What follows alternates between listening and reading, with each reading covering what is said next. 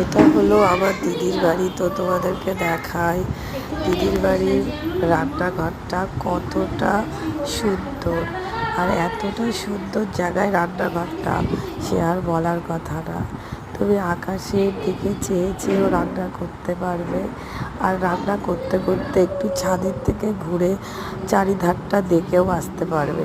আর এতটাই ছোট রান্নাঘর, কিন্তু ভীষণ সুন্দর। দেখো, এটা হলো নিরামিষ রান্নাঘর দিদির। এখানটায় হলো ঠাকুরের যাবতীয় রান্নাবান্না হয়।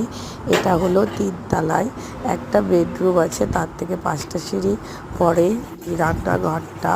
তো দেখো, যেহেতু আমরা নিরামিষভোজী হয়ে গেছি, সেজন্য দিদি বললো তুই যা, এখানেই রান্না করে যা ইচ্ছা তাই খা।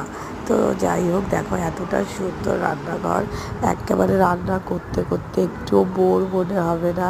চারিধারটাও তুমি একটু রান্না করতে এসে ছাদে উঠে চারিধারটাও দেখতে পারবে। দেখো কি সুন্দর চারিধার।